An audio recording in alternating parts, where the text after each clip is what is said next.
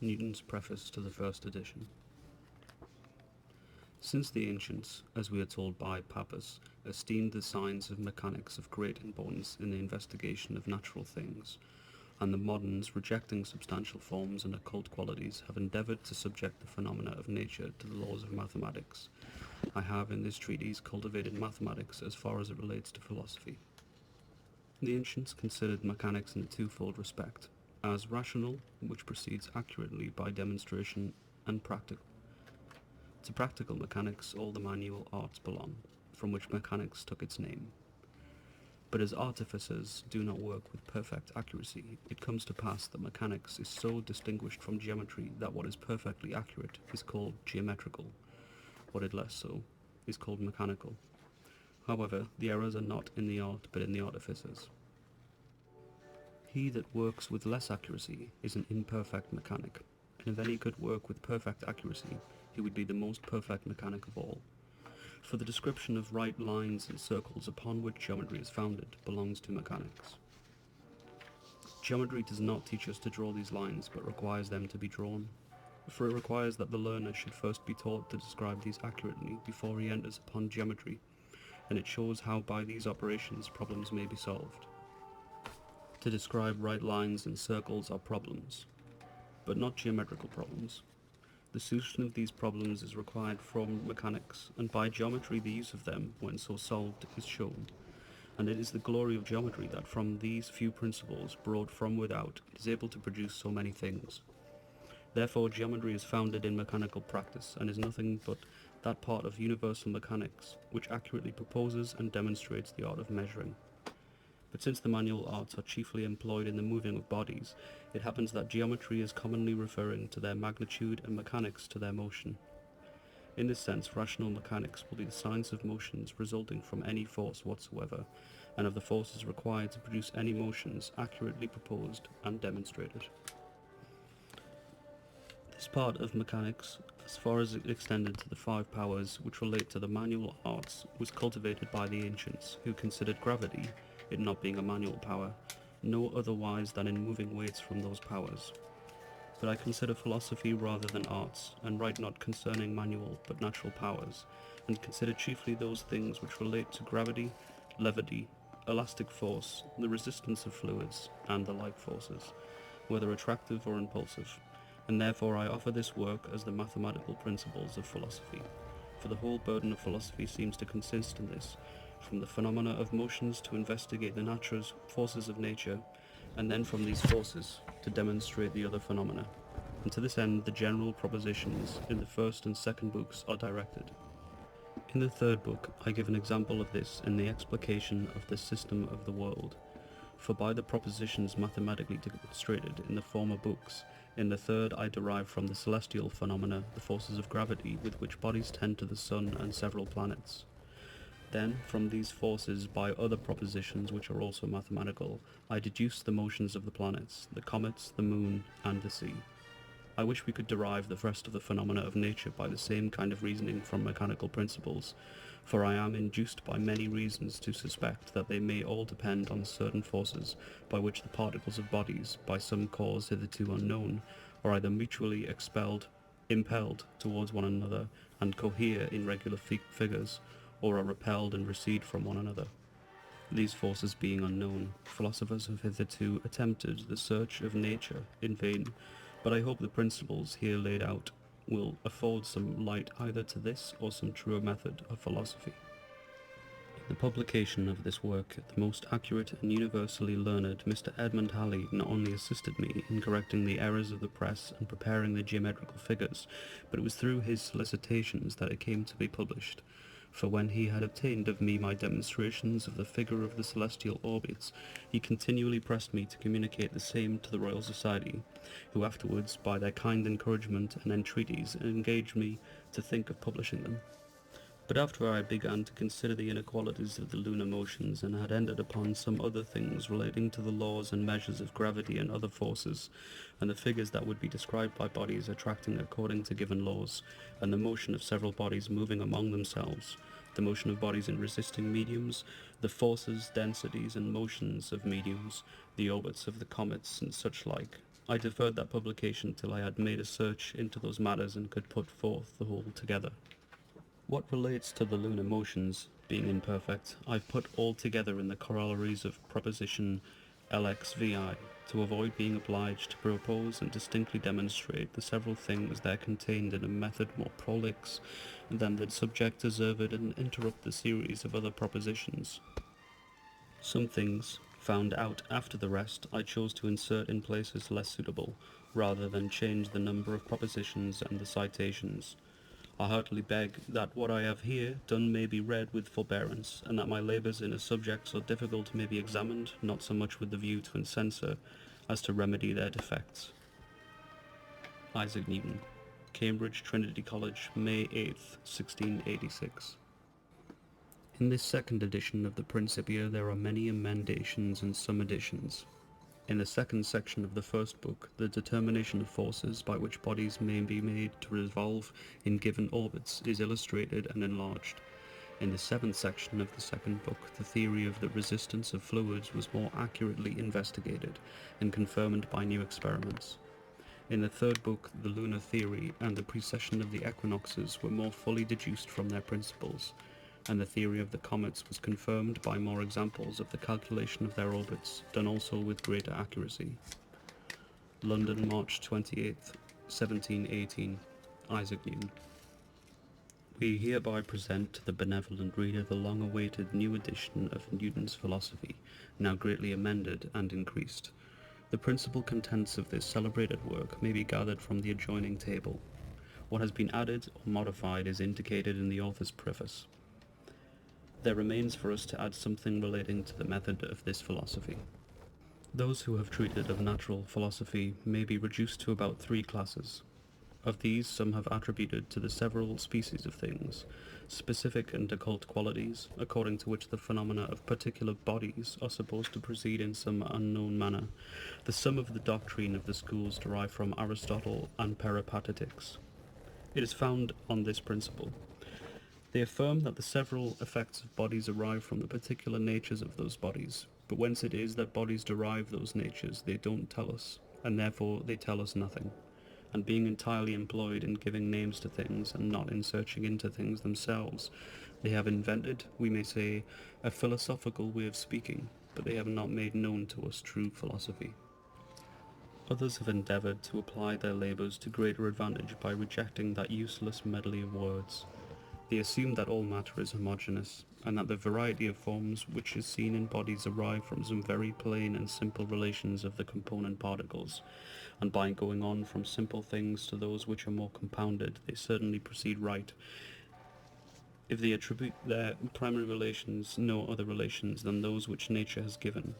But when they take a liberty of imagining at pleasure unknown figures and magnitudes and uncertain situations and motions of the parts, and moreover of supposing occult fluids freely pervading the pores of bodies, endued with an all-performing subtlety, and agitated with occult motions, they run out into dreams and chimeras, and neglect the true constitutions of things, which certainly is not to be derived from fallacious conjectures, when we can scarce reach it by the most certain observations.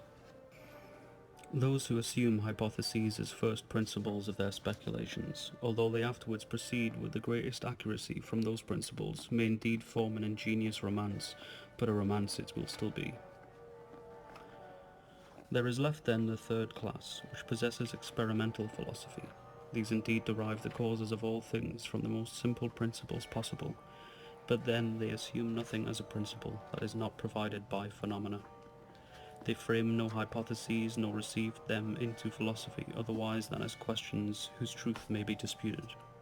They proceed therefore in a twofold method, synthetical and analytical. From some select phenomena they deduce by analysis the forces of nature and the more simple laws of forces, and from thence, by synthesis, show the constitution of the rest. This is that incomparably best way of philosophizing, which our renewed author most justly embraced in preference to the rest, and thought alone worthy to be cultivated and adorned by his excellent labours. Of this he has given us a most illustrious example, by the explication of the system of the world, most happily deduced from the theory of gravity. that the attribute of gravity was found in all bodies. Others suspected or imagined before him, but he was the only and the first philosopher that could demonstrate it from appearances, and make it a solid foundation to the most noble speculations. I know indeed that some persons, and those of great name, too much prepossessed with the certain prejudices, are unwilling to assent to this new principle, and are ready to prefer uncertain notions to certain. It is not my intention to detract from the reputation of these eminent men. I shall only lay before the reader such considerations as will enable him to pass an equitable judgment in this dispute. Therefore, that we may begin our reasoning from what is most simple and nearest to us, let us consider a little what is the nature of gravity in earthly bodies, that we may proceed the most safely when we come to consider it in the heavenly bodies that lie at the remotest distance from us. It is now agreed by all philosophers that all circumterrestrial bodies gravitate towards the earth, that no bodies have no weights are to be found. It is now confirmed by manifold experience. That which is relative levity is not true levity, but apparent only, and arises from the preponderant gravity of the contiguous bodies. Moreover, as all bodies gravitate towards the earth, so does the earth gravitate again towards all bodies. That the action of gravity is mutual and equal on both sides is thus proved. Let the mass of the earth be divided into any two parts whatever, either equal or unequal. Now if the weights of the parts towards each other were not mutually equal, the lesser weight would give way to the greater, and the two parts would move on together indefinitely in a right line towards that point to which the greater weight tends, which is altogether contrary to experience. Therefore we must say that the weights with which the parts tend to each other are equal. That is, the action of gravity is mutual and equal in contrary directions. The weights of bodies in equal distance from the centre of the earth are as the quantities of matter in the body. This is inferred from the equal acceleration of all bodies that fall from a state of rest by their weights, for the forces by which unequal bodies are equally accelerated must be proportional to the quantities of the matter to be moved. Now, that all falling bodies are equally accelerated appears from this, that when the resistance of the air is taken away, as it is under an exhausted receiver of Mr. Boyle, they describe equal space in equal times, but this is yet more accurately proved by the experiments with pendulums. The attractive forces of bodies at equal distances are as the quantities of matter in the bodies, for since bodies gravitate towards the earth, and the earth again towards bodies with equal moments, the weight of the earth towards each body, or the force with which the body attracts the earth, will be equal to the weight of the same body towards the earth. But this weight was shown to be as the quantity of matter in the body, and therefore the force with which each body attracts the earth, or the absolute force of the body, will be as the same quantity of matter. Therefore the attractive force of the entire body arises from and is composed of the attractive forces of the parts, because, as was shown, if the bulk of the matter be augmented or diminished, its power is proportionally augmented or diminished. We must therefore conclude that the action of the earth is composed of the united action of its parts, and therefore that all terrestrial bodies must attract one another mutually, with absolute forces that are as the matter attracting. That is the nature of gravity upon earth. Let us now see what it is in the heavens. That every body continues in its state of either of rest or of moving uniformly in a right line, unless so far as it is compelled to change that state by external force, is a law of nature universally received by all philosophers. But it follows from this that bodies which move in curved lines and are therefore continually bent from the right lines that are tangents to their orbits, are retained in their curvilinear paths by some force continually acting. Since, then, the planets move in curvilinear orbits, there must be some force operating, by the incessant actions of which they are continually made to deflect from the tangents. Now it is evident from mathematical reasoning, and rigorously demonstrated, that all bodies that move in any curved line described in a plane, and which, by a radius drawn at any point, whether at rest or moved in any manner, describe areas about that point proportional to the times, are urged by forces directional towards that point. This must therefore be granted. Since, then, all astronomers agree that the primary planets describe about the Sun, and the secondary about the primary, areas proportional to the times, it follows that the forces by which they are continually turned aside from the rectilinear tangents, and made to revolve in curvilinear orbits, are directed towards the bodies that are placed in the centres of the orbits.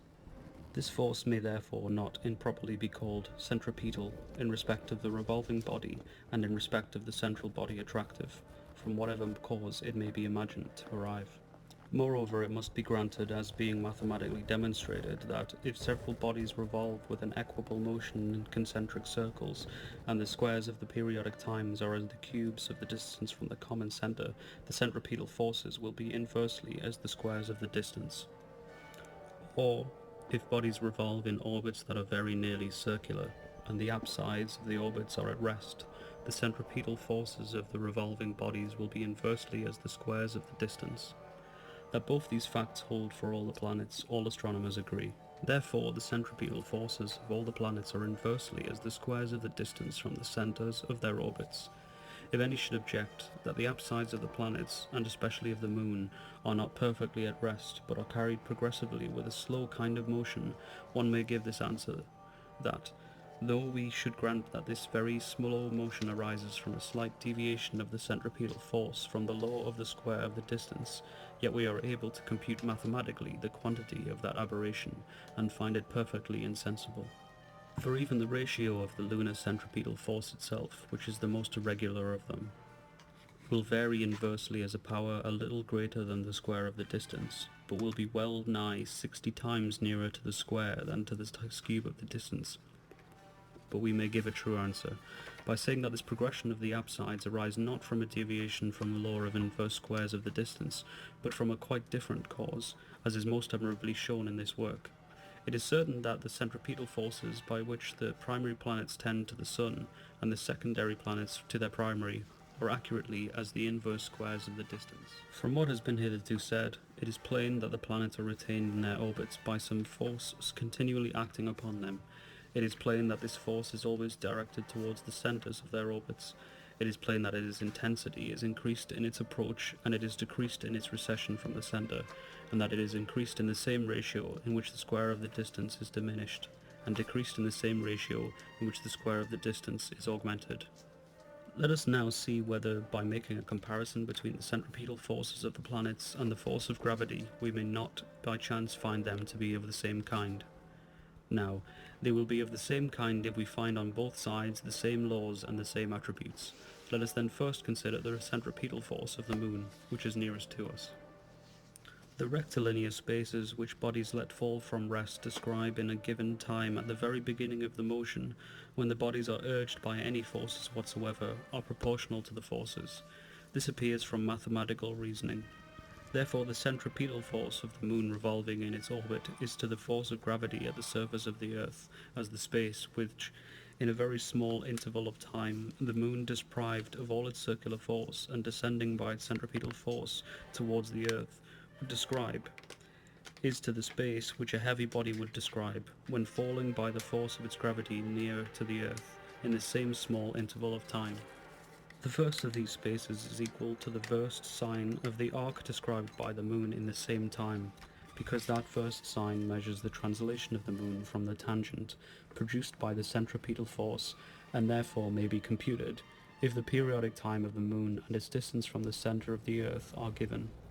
The last space is found by experiments with pendulums, as Mr. Huygens has shown. Therefore, by making a calculation, we shall find that the first space is to the ladder, or the centripetal force of the moon revolving in its orbit will be to the force of gravity at the surface of the earth, as the square of the semi-diameter of the earth to the square of the semi-diameter of the orbit. But by what was shown before, the very same ratio holds between the centripetal force of the moon revolving in its orbit and the centripetal force of the moon near the surface of the earth. Therefore, the centripetal force near the surface of the earth is equal to the force of gravity.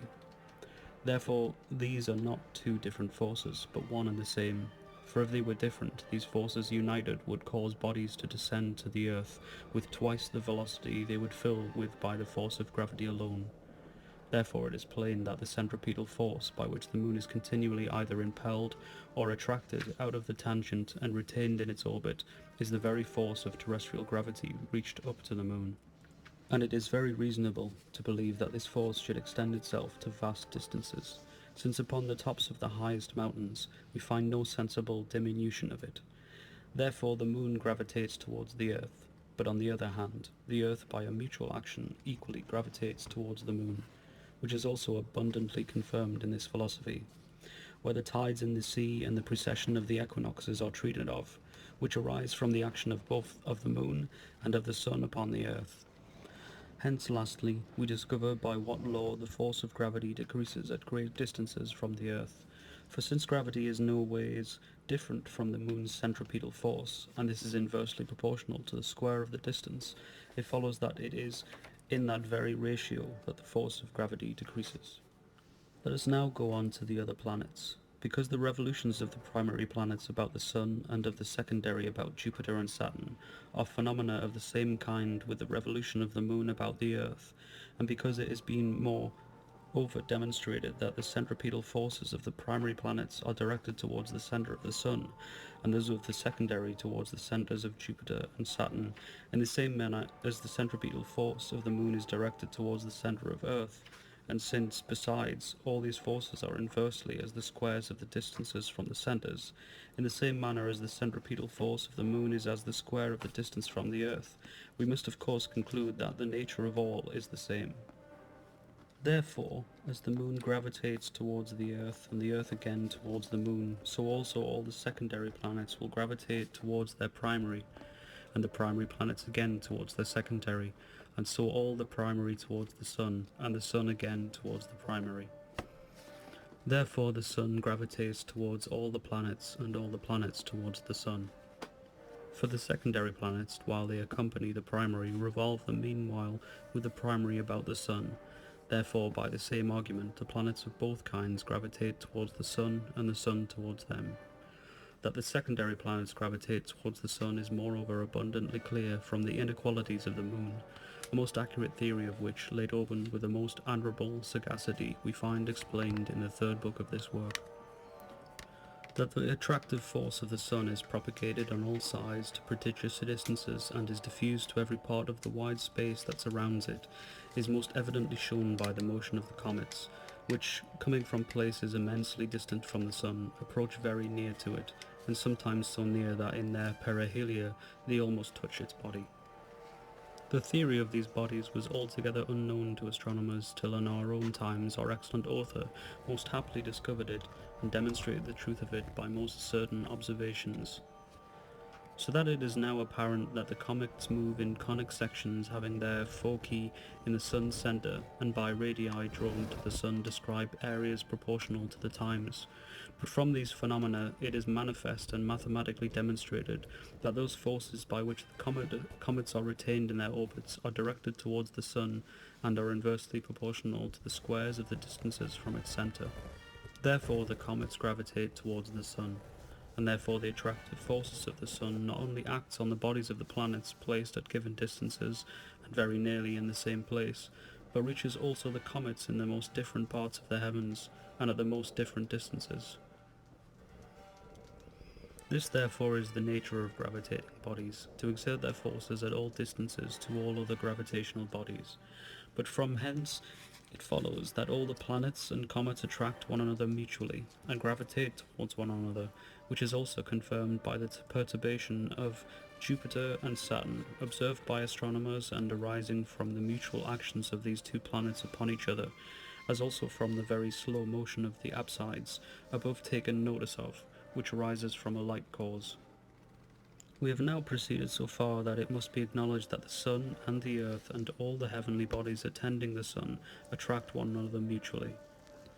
Therefore all the least particles of matter in every one must have their several attractive forces proportional to their quantities of matter, as was shown above of the terrestrial bodies. At different distances these forces will also inversely, as the squares of their distances. For it is mathematically demonstrated that globes attracting according to this law are composed of particles attracting according to the same law.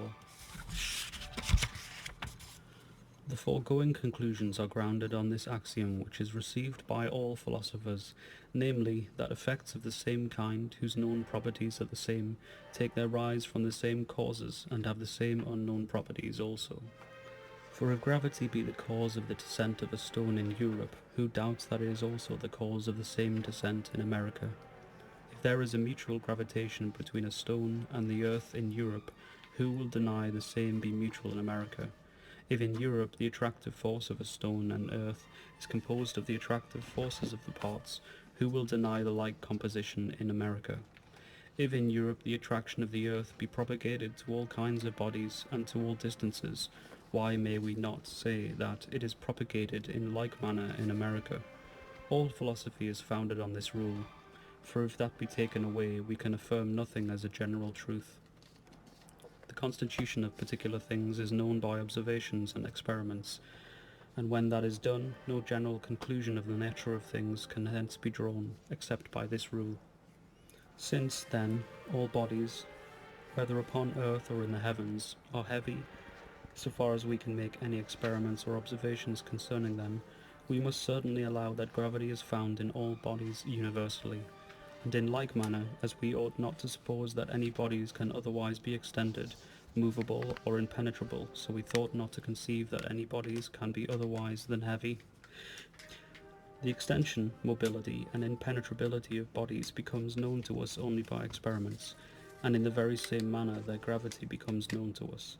All bodies upon which we can make any observations are extended, movable, and impenetrable, and thence we conclude all bodies and those concerning which we have no observations are extended and movable and impenetrable.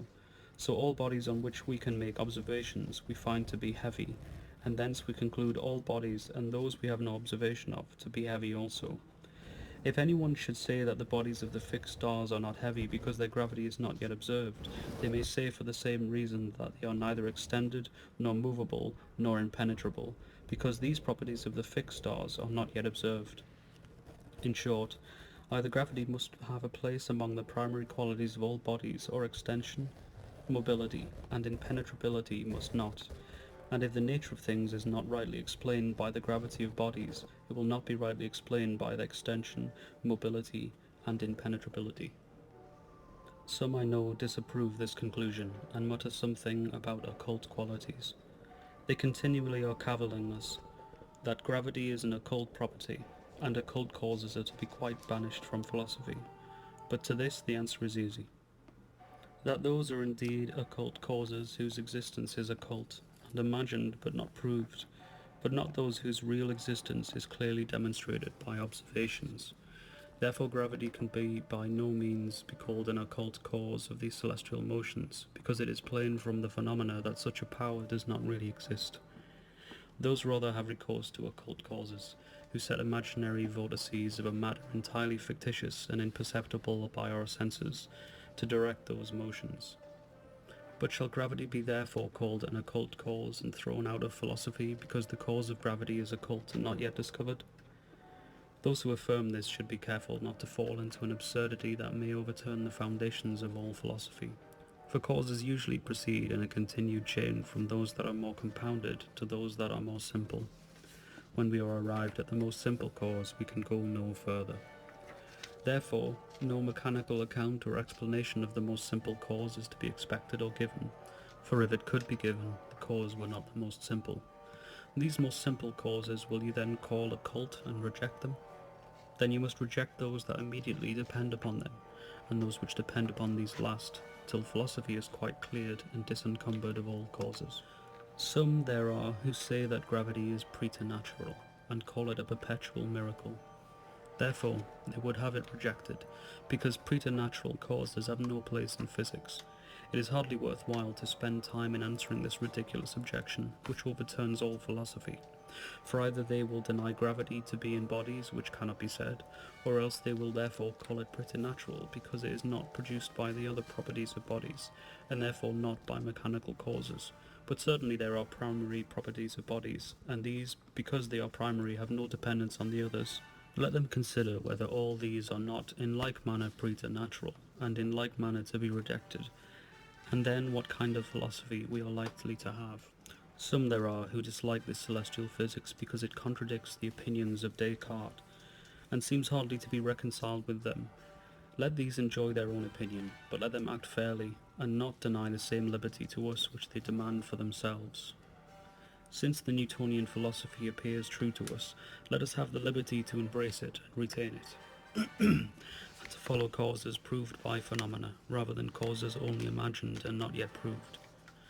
The business of true philosophy is to derive the nature of things from causes truly existent, and to inquire after those laws on which the great Creator actually chose to find those most beautiful frame of the world, not those by which they might have done the same had he so pleased. It is reasonable enough to suppose that from several causes, somewhat differing from one another, the same effect may arise, but the true cause will be that from which it truly and actually does arise. The others have no place in true philosophy.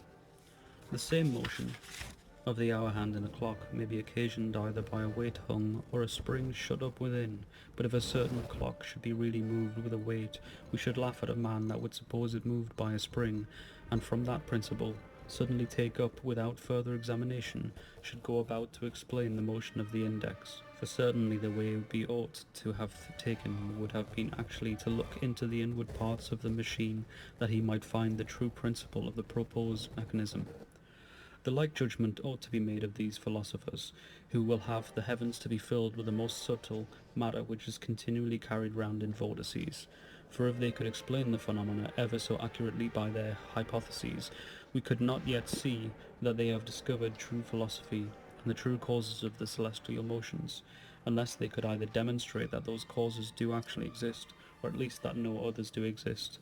Therefore, if it be made clear that the attraction of all bodies is a property actually existing in rerum natura, and if it be also known how the motions of the celestial bodies may be solved by that property, it would be very impertinent for any one to object that these motions ought to be accounted for by vortices, even though we should allow such an explication of those motions to be possible.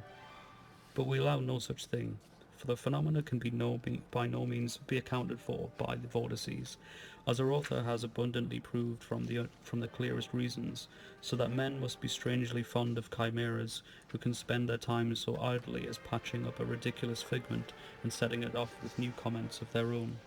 If the bodies of the planets and comets are carried round the sun in vortices, the bodies so carried in the parts of the vortices next surrounding them must be carried with the same velocity and the same direction, and have the same density and the same inertia answering to the bulk of the matter. But it is certain the planets and the comets, when in the very same parts of their heavens, are carried with various velocities and various directions. Therefore it necessarily follows that those parts of the celestial fluid, which are at the same distance from the sun, must resolve at the same time with different velocities in different directions. For one kind of velocity and directions is required for the motion of the planets, and another for that of the comets. But since this cannot be accounted for, we must either say that all celestial bodies are not carried about by vortices, or else that their motions are derived not from one and from the same vortex, but from several distinct ones, which fill and pervade the space round the sun. But if several vortices are contained in the same space, and are supposed to penetrate one another, and to revolve around different motions, then because these motions must agree with those of the bodies carried about them, which are perfectly regular, and performed in conic sections which are sometimes very eccentric, and sometimes nearly circles, one may very reasonably ask how it comes to pass that these vortices remain entire, and have suffered no manner of perturbation in so many ages by the actions of the conflicting matter. Certainly, if these fictitious motions are more compounded and harder to be accounted for than the true motions of the planets and comets, it seems to no purpose to admit them into philosophy, since every cause ought to be more simple than its effect. Allowing men to indulge their own fancies, suppose any man should affirm that the planets and comets are surrounded with atmospheres like our Earth, which hypothesis seems more reasonable than that of vortices. Let him then affirm that these atmospheres by their own nature move about the sun and describe conic sections, which motion is much more easily conceived than that of the vortices penetrating one another.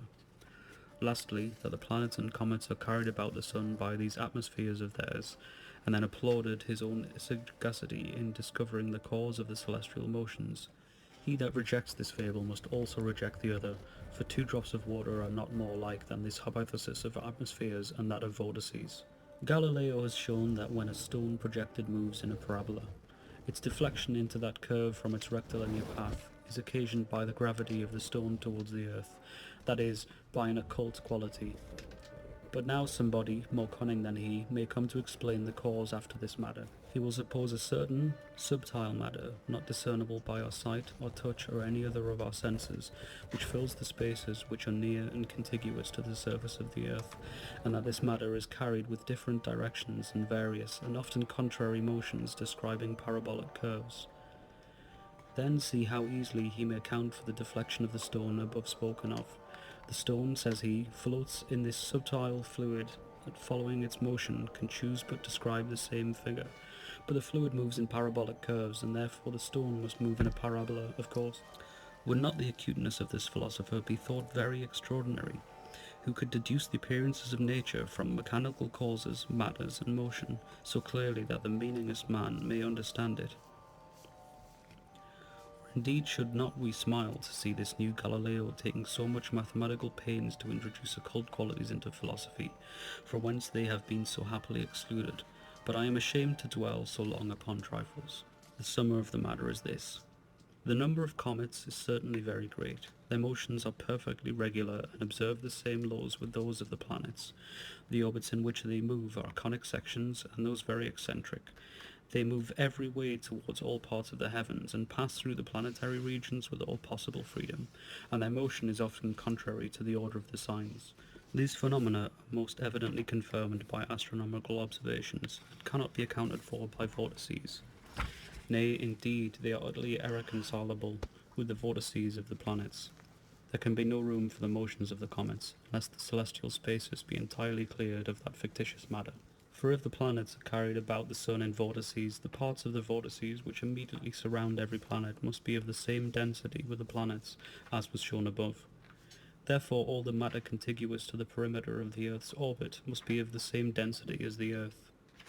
But this great orb and the orb of Saturn must have either an equal or a greater density.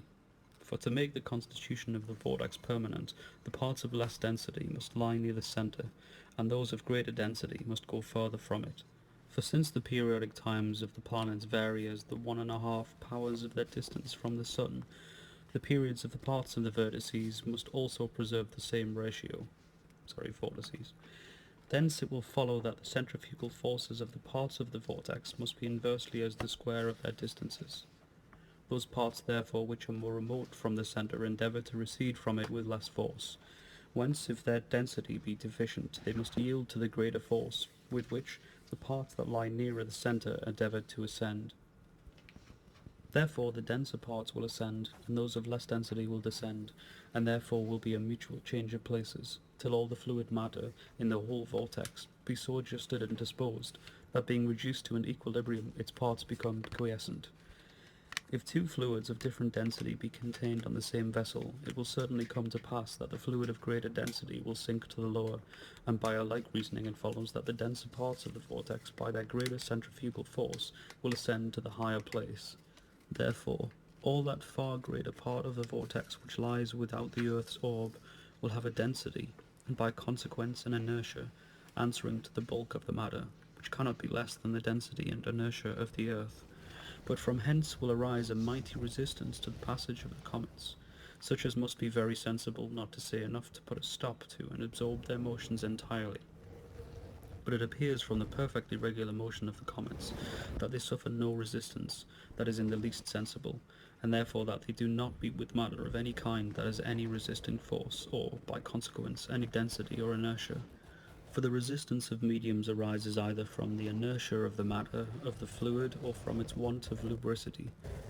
That which arises from the want of lubricity is very small, and is scarcely observable in the fluids commonly known, unless they be very tenacious, like oil and honey. The resistance we find in air, water, quicksilver, and the like fluids that are not tenacious is almost all of the first kind, and cannot be diminished by a greater degree of subtlety, if the density and inertia to which this resistance is proportional remains, as is most evidently demonstrated by our author in this noble theory of resistance in the second book. Bodies in going on through a fluid communicate their motion to the ambient fluid by little and little, and by that communication lose their own motion, and by losing it are retarded. Therefore the retardation is proportional to the motion communicated, and the communicated motion, when the velocity of the moving body is given, is as the density of the fluid, and therefore the retardation or resistance will be as the same density of the fluid, nor can it be taken away unless the fluid coming about to the hinder parts of the body restore the motion lost. Now this cannot be done unless the impression of the fluid on the hinder parts of the body be equal to the impression of the fore parts of the body on the fluid. That is, unless the relative velocity with which the fluid pushes the body behind is equal to the velocity with which the body pushes the fluid. Therefore, the resistance of fluids arising from their inertia can by no means be twice as great as the absolute velocity with which the fluid is driven forwards by the body, which is impossible. So that we must conclude that the celestial fluid has no inertia, because it has no resisting force, that it has no force to communicate motion with, because it has no inertia, that it has no force to produce any change in one or more bodies, because it has no force wherewith to communicate motion, that it has no manner of efficacy, because it has no faculty wherewith to produce any change of any kind. Therefore, certainly this hypothesis may be justly called ridiculous and unworthy a philosopher, since it is altogether without foundation, and does not in the least serve to explain the nature of things. Those who would have the heavens filled with the fluid matter, but suppose it void of any inertia, do indeed in words deny a vacuum, but allow it in fact. For since a fluid matter of any kind can no ways be distinguished from empty space, the dispute is now about the names, and not the nature of things. If any are so fond of matter that they will by no means admit of a space void of body, let us consider where they must come at last. For either they will say that this constitution of a world everywhere full was made so by the will of God to this end, that the operations of nature might be assisted everywhere by a subtile ether pervading and filling all things, which cannot be said, however, since we have shown from the phenomena of the comets that this ether is of no efficacy at all. Or they will say that it became so by the same will of God for some unknown end, which ought not to be said, because for the same reason a different constitution may as well be supposed. Or lastly, they will not say that it was caused by the will of God, but by some necessity of its nature. Therefore, they will at least sink into the mire of that infamous herd who dream that all things are governed by fate and not by providence, and that matter exists by the necessity of its nature always and everywhere, being infinite and eternal. But supposing these things, it must be also everywhere uniform, for variety of forms is entirely inconsistent with necessity. It must be unmoved. For if it be necessarily moved in any determinate direction with any determinate velocity, it will be a like necessity be moved in a different direction with a different velocity, but it can never move in different directions with different velocities, therefore it must be unmoved. Without all doubt, this world, so diversified with that variety of forms and motions we find in it, could arise from nothing but the perfectly free will of God directing and presiding over all. From this foundation it is that those laws, which we call the laws of nature, must not flowed in, from uncertain in which there appear many traces from observations of the most wise contrivance, but not the least shadow of necessity. He who is presumptuous enough to think that he can find the true principles of physics and the laws of natural things by the force alone of his own mind and the internal light of his reason, must either suppose that the world exists by necessity, and by the same necessity follows the laws proposed, or if the order of the nature was established by the will of God, that himself, a miserable reptile, can tell what was fittest to be done. All sound and true philosophy is founded on the appearance of things, and if these phenomena inevitably draw us, against our wills, to such principles as most clearly manifest to us the most excellent counsel and supreme domination of the all-wise and almighty being, they are not therefore to be laid aside because some men may perhaps dislike them. These men may call them miracles or occult qualities, but names maliciously given ought not to be disadvantage to the things themselves, unless these men will say at least that all philosophy ought to be founded in atheism. Philosophy must not be corrugated in compliance with these men, for the order of things will not be changed.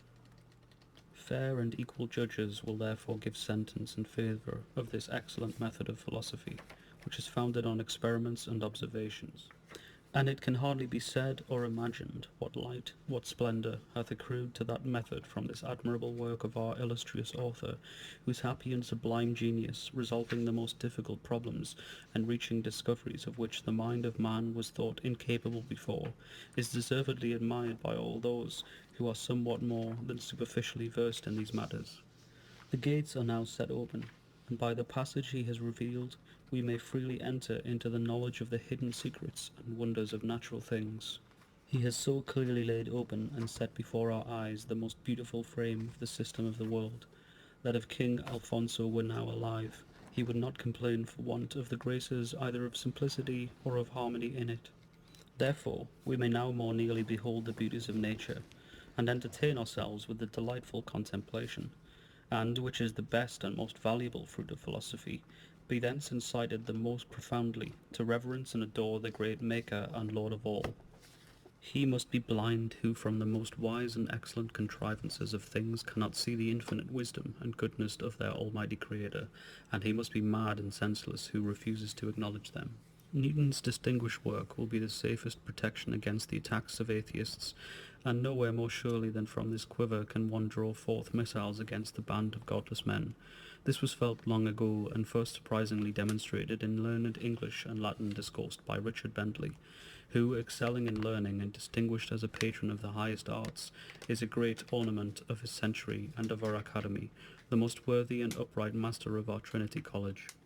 To him in many ways I must express my indebtedness, and you too, benevolent reader, will not withhold the esteem due him.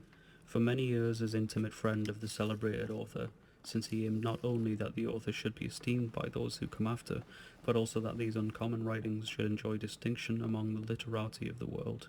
He cared both for the reputation of his friend and for the advancement of the sciences. Since copies of the previous edition were very scarce, and held at high prices, he persuaded by frequent entreaties and almost by chidings the splendid man, distinguished alike for modesty and for erudition, to grant him permission for the appearance of this new edition, perfected throughout and enriched by new parts, at his expense and under his supervision. He assigned to me, as he had a right, the not unwelcome task of looking after the corrections as best I could. Roger Coates, Fellow of Trinity College, Plumian Professor of Astronomy and Experimental Philosophy, Cambridge, May 12th, 1713.